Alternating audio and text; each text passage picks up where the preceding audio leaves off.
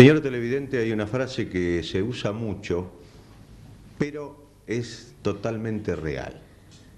Porque aquí vamos a hablar de esto tan remanido que es la realidad supera la ficción. Estamos con un hombre común, trabajador, que se gana la vida con su oficio de plomero, que lo vemos todos los días por las calles de ranchos, trabajando, yendo de un lugar a otro, porque el mismo oficio lo lleva a recorrer distintos domicilios. Pero detrás de este hombre común hay una historia no tan común, que arranca hace muchos años y lejos de este país a través de su padre. Vamos a presentarlo a Carlos Urban. Buenos días. Buenos días. Venimos a conversar contigo porque nos hemos enterado, después de mucho tiempo de verte en la calle, que tenés mucho para contarle a la gente y cosas que han pasado en tu vida que a veces las hacen los guionistas, que las fabrican para teleteatros, películas. Sin embargo, esto es totalmente real. En el comienzo de esto, te pediría que me hables de tu padre. Bueno, mi padre es nacido en 4 de diciembre de 1904 en Fondowo, Polonia. Bueno, y le toca a mi papá una historia ya de perder a su mamá muy tempranamente, cuando tenía 8 meses, y su padre a los 14 años. Y entonces fue a la escuela militar, se hizo militar, y de los cuales le toca ir a la guerra, como mucha gente en Polonia. Bueno, y ahí cae prisionero de guerra, inmediatamente cuando Alemania invade Polonia, iba prisionero de guerra a Siberia. Podemos, mientras vos conversás, mostrar la foto de... Es una foto de mi viejo con ropa militar, no se ve porque yo tengo un documento más chiquito y le hice ampliar, pero ella era mi padre. Y tuvieron contado por él en la historia que estuvieron en una usina, la usina del campo de concentración de Siberia, 24 personas, de las cuales 3 se pusieron de acuerdo para hacer volar la usina, y los otros no sabían nada porque si no tenían miedo que se comentara o que los alemanes se enteraran. Entonces, entre 3 personas que ellos se conocían de muy chicos, boicotearon e hicieron volar una parte de la usina, cosa que tuviera muchos días sin electricidad, los campos alambrados, y así se escaparon, de los cuales 3 personas se escaparon, ellos mismos 3, y uno se quebró en el camino, y ellos le dieron una cortapluma, que era lo único que traían, para que ese hombre que se quedó hiciera lo que quisiera. Era algo que se habían dicho entre los 3, que el que llegaba, llegaba. Entonces llegan a un campo de refugiados en Italia, pasando, nadando por el mar, por esto, por el otro, comiendo perros, orinaban en una caramañola para poder tomar algo que no sea agua marina, aguas tan saladas. Así llegaron a un campo de concentración 2 personas, en un campo de refugiados en Italia. Bueno, y ahí en el campo de refugiados, con el tiempo conoce una campesina que estaba a 5 kilómetros de ese lugar, y de los cuales pasó a ser mi madre. Después Mussolini, con Hitler o con parte de la Alemania, llegaron a un arreglo de los cuales muchas personas que estuvieron en guerra o peleando contra un régimen comunista, nosotros a la Argentina vinimos como refugiados de guerra y no como emigrante. O sea, somos emigrantes pero refugiados de guerra, porque a mi papá le dieron 2 años a todos que pelearon contra el régimen comunista. Le dieron 2 años para que emigraran de Italia. Y perdóname que te corte, Sí. esta foto que estamos mostrando es... Esa es mi mamá con mi hermano, que es italiano, y yo, Vos sos el más chiquito. el más chiquito. Bueno, sí, continúa. Perdón. Y entonces, tenían que emigrar, le dieron 2 años para emigrar de Italia. Así que, a Inglaterra o a Argentina. Eran las dos posibilidades que tenían y que no, o sea, como se dice, Que eran imparciales, digamos, en la guerra. sí. Y entonces, bueno, muchos a los ingleses no los querían y muchos se vinieron hacia la Argentina. Bueno, Fecha de volvemos. llegada. O sea que acá tenemos, si vos querés leer, el barco. Vapor General Sturgis, bandera norteamericana, procedencia Génova, llegado el 25 del 8 del 48. La ficha individual dice Urban Elena Manocchi D, nacida el 10 del 12 del 25, en Petritoli, Ascoli, Piceno, Italia, nacionalidad actual italiana, casada, religión católica, oficio quehaceres domésticos, padre Julio, madre Domenica Sandroni. Julio Manocchi. Julio. Esto es una pequeña reliquia, porque estamos hablando de algo que tiene 50 años, tenemos en nuestra mano algo que tiene 50 años. Bueno, la Argentina, ¿qué pasa con La Argentina su llegada? llega esa llegada del buque acá. Entonces, es una inmigración de 450, 460 personas en ese buque. De los cuales he recibido por Eva Perón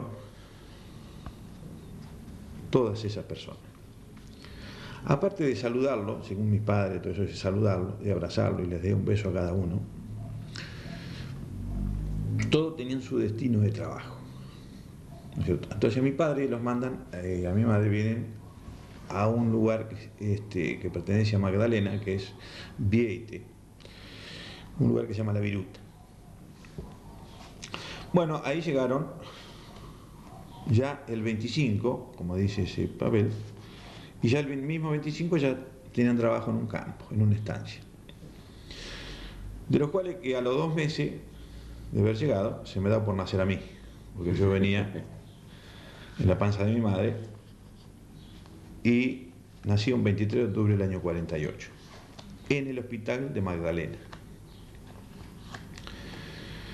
Cuando estaba en el hospital de Magdalena, estaba mi padre y mi madre, un gerente de la fábrica Nestlé lo mandan a buscar a mi padre para que si no quería trabajar en la colonia de los suizos, que pertenece a la misma fábrica. Entonces fue a trabajar mi papá como parquero y mi mamá como cocinera de esa fábrica. Y bueno, y así más o menos se va haciendo la historia hasta un... Estas banderas que hay de fondo de Carlos, una polaca, una argentina y una italiana, han mostrado su significado a través del mismo relato de Carlos Urban, que tiene mucha documentación para mostrarnos, que ha tenido una historia, como dijo él mismo, realmente importante, porque 2 personas prácticamente refugiadas de la guerra, escapando de esa barbarie que es cualquier tipo de enfrentamiento bélico, formaron una familia, tuvieron hijos, pero yo me he enterado de otras cosas a través de vos mismo que me gustaría que las comentes. Vos te enteraste hace muy poco tiempo que tenías 2 hermanos más. Claro. Cuando mi padre llega a ese campo de refugiado a Italia, ya era grande, tendría 41 o 42 años. Entonces cuando mi padre se va a casar con mi mamá, le pide el consulado italiano al consulado polaco Si no eran casados, si no eran esto, pues en el tiempo de la guerra tienen hijos por todos lados, entonces, Claro. bueno. Entonces, consulado polaco dice, toda familia de Władysław Urban muerto en guerra. ¿Qué quiere decir eso? Mi papá era casado en Polonia y tenía 2 hijos. Creo que, si no, es lo más cerca versión que tengo, que tenía más o menos 16 años y 17 años el otro.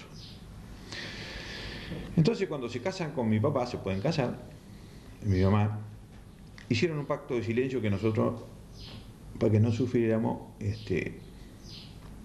nos lo iban a decir.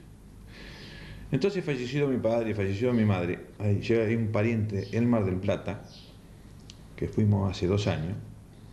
O sea, por teléfono hace 10 que los hablábamos, pero no los conocíamos. Pero cuando yo fui hace 2 años a Mar del Plata, fui a la casa de este pariente, un primo de mi madre. Entonces nos dijo, a mí, a mi señora, dice, mira, yo tengo un secreto para decirle a ustedes, que nunca se dijo, pero toda la familia lo sabe. Vos tenés 2 hermanos muertos en la guerra. O sea, Qué sorpresa. una sorpresa terrible. Nada esperado, nada de eso. Y ahora cuando fui a Italia, me confirmaron todos. O sea, me dijeron todo, que todos sabían que era casado, que era viudo, que tenía 2 hijos muertos, pero nosotros no sabíamos nada. Claro que esta venida a la Argentina seguramente habrá sufrido muchos contratiempos, muchas privaciones, porque también vos me has contado que en algún momento trataban de comer de cualquier manera. Una de esas maneras era que los llevaran presos. Sí. Bueno, después acá en Argentina, o sea, por esto mismo de la guerra, personas muy sufridas o todas esas cosas, mi padre tomaba bastante, mi madre se enferma de los nervios, se separan. Mi hermano tenía 8 años, mayor, Bruno tenía 2 años cuando vino, es italiano. Yo nací a los 2 meses que llegué acá.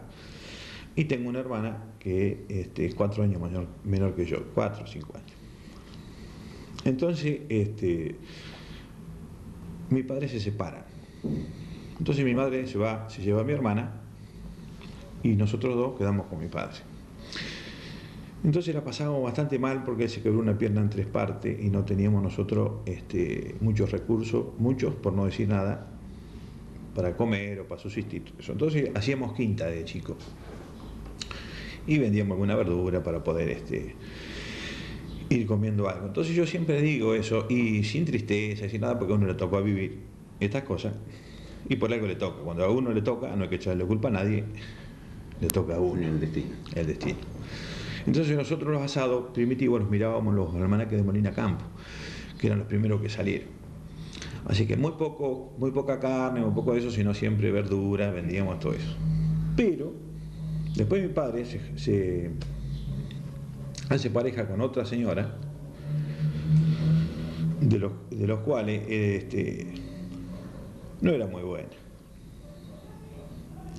Yo siempre digo que Dios la tenga en la gloria y no la suelte nunca, ¿no? Porque son personas que hacen mal hasta a sus propios hijos, porque yo tengo un medio hermano, o sea, de entre mi padre y esa señora tuvieron un hijo que también le hacía pasar lo que los hacía pasar a nosotros, a sus propios hijos. Entonces, porque ella podía tener algo contra nosotros, que no éramos hijos de ella, pero no contra su propio hijo. Entonces, era un poquito doloroso eso. Entonces nosotros hacíamos, qué sé yo, capaz que robábamos alguna cosita, alguno, adelante de la misma gente para que la gente lo denuncie y lo llevaban a la comisaría. Entonces en la comisaría, ¿qué hacíamos? No dormíamos afuera, dormíamos dentro de la comisaría y nos daban de comer en la misma comisaría. Así que a veces tomábamos mate con algunos crotos, porque en esa época había muchos crotos. Así que la pasábamos así, a veces 4 o 5 días, o sea, pero hacíamos cosas a propósito para que lo llevaran a la comisaría, que estábamos de manguita corta, pantalones cortos, en tiempo de invierno, sin comer o sin dormir. A veces con mi hermano mayor, poníamos arriba de unos hinojos una bolsita o algo, y no lo teníamos que dormir, porque cuando lo dormíamos lo orinábamos seguro. Entonces pasaba más frío, esa era una de las cosas que pasaba. Y otra, uno recuerda a mucha gente en eso. O sea, recordábamos un tal Migoni, que era roticero, le pedíamos los recortes de fiambre y de las latas de la mitad de 200 litros que tenían las panaderías, elegíamos el pan que tiraban o cosas que tiraban, elegíamos para comer con ese recorte de fiambre. Y no lo digo con resentido, no lo digo con odio, no lo digo con esto, digo algo de lo que uno fue pasando por la historia de la vida, ¿no? Y aprender a leer y a escribir nosotros, o sea, yo iba a la escuela, me mandaban a la escuela cuando llovía. Que no podía trabajar. Había que trabajar, hacer quinta para eso. Entonces, el día que íbamos a la escuela era como un perrito cuando vos lo soltás de una cadena. Hacíamos cualquier cosa menos leer y escribir, íbamos a jugar, hacíamos... Sí, era la recreación ir a la escuela. Era el recreo, digamos. Entonces, bueno, pero después de grande, a los 12, 13 años, nos fuimos a La Plata, vinimos a La Plata a trabajar a una empresa. Y bueno, como decían Neustadt, dormíamos menos que 4 horas. Entonces, pero iba a una escuela que estaba en 1.46, de noche, o sea, de rato como tiene tiempo, todo eso, así que aprendí a leer y escribir ahí, porque no sabía nada. ¿Cómo llegas a Rancho, Carlos? Bueno, a Rancho llega mi padre. Mi padre trabajaba en hidráulica, entonces en el año 59 vino a trabajar, a hacer el canal acá, a trabajar de guinchero con el turco Aday, nos decían Poroto. Así vino a trabajar a Rancho, mi padre primero, y después nos trajeron a nosotros. O sea, yo era muy chico y él los traía, todo eso. Y yo después lo traje a mi hermano, porque mi padre tuvo un accidente, se quemó, se prendió fuego, quedó inválido. Entonces lo traje a mi hermano mayor. Y entonces después quedó mi hermano trabajando, no en eso, sino que después trabajaba en el campo y eso, y yo me fui a trabajar en otro lado. Siempre en una empresa, y de plomero, gasista y cualquiera. Claro, ahora Carlos Urban es plomero, tiene un subprestigio ganado en nuestra comunidad a través de la calidad de su trabajo. Por eso que ahora puede vivir mucho mejor que en aquellos tiempos donde tenía que ir a la comisaría para tener casa y comida. Pero vamos a hablar un poquito más del tema, vamos a regresar un poco del tema de esos dos hermanos. Vos fuiste a Italia hace algunos meses y comentaste esto con tus familiares italianos.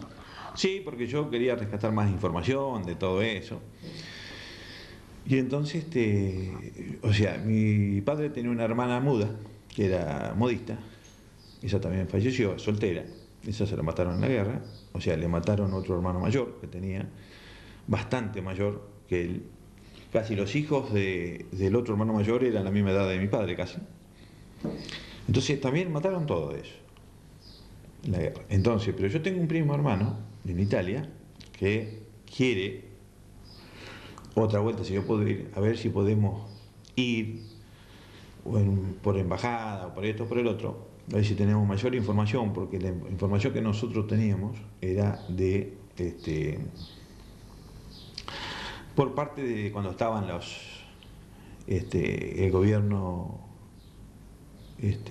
¿cómo se dice? Un gobierno Militar. Claro, bueno, en este momento no me sale.